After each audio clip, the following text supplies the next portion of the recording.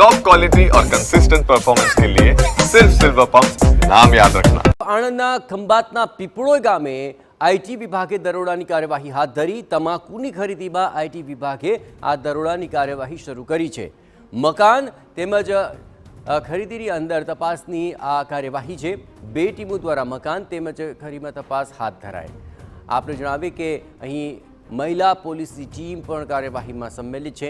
IT વિભાગના અધિકારીઓએ મીડિયાથી અંતર રાખ્યું છે। અધિકારીઓની કોઈ પણ માહિતી આપવાનો અત્યારે ઇનકાર થઈ રહ્યો છે। કયા કારણોસર દરોડા પાડવામાં આવ્યા તે હજુ રહસ્ય બની રહ્યું છે। આ સમગ્ર મામલે વધુ વિગતે વાત કરવા જોડાઈ રહ્યા છે ટીવી 9 સંવાદદાતા ધર્મેન્દ્ર કપાસી। ધર્મેન્દ્ર, આખરે આ કાર્યવાહી કરવામાં આવી છે આઈટીના દરોડાની, આખરે કઈ આશંકા છે કે જેને લઈને આ તજવીજ શરૂ કરાય છે?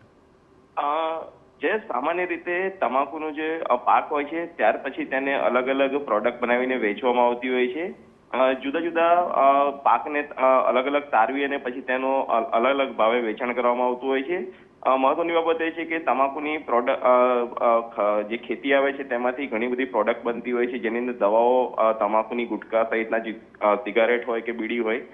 મહત્વની બાબત એ છે કે ઇન્કમટેક્સ વિભાગને જે પ્રાથમિક માહિતી મળી હતી કે જે માલિક છે તેના દ્વારા કરચોરી કરવામાં આવે છે, કારણ કે ખેતીમાં કોઈ ટેક્સ નથી હોતો, પરંતુ ત્યાર પછી જે પ્રોડક્ટ બનાવવામાં આવે છે તેની અંદર ટેક્સીસ લાગતા હોય છે। ક્યાંક ને ક્યાંક કરચોરીનું આખું કૌભાંડ છે ને તેને જે આશંકાઓ છે અને જે માહિતી મળી હતી તેને લઈને ઇન્કમટેક્સના અધિકારીઓ દ્વારા ગત રાત્રિથી દરોડા કરવામાં આવે છે। જે તમાકુની ખરી છે અને જે તમાકુનો મૂળ માલિક છે તેના ઘરે પણ તપાસ હાથ ધરવામાં આવી છે અને તપાસ દરમિયાન કેટલીક મહત્વની માહિતી પણ સામે આવી શકે છે। જયેશ, બિલકુલ ધર્મેન્દ્ર, તમામ તજવીજ પર આપ ધ્યાન રાખતા રહેજો। તો તમાકુની ખરીમાં આઈટી વિભાગે દરોડાની કાર્યવાહી કરી છે। જોવાનું રહેશે કે તપાસને અંતે શું નિષ્કર્ષ સામે આવે છે।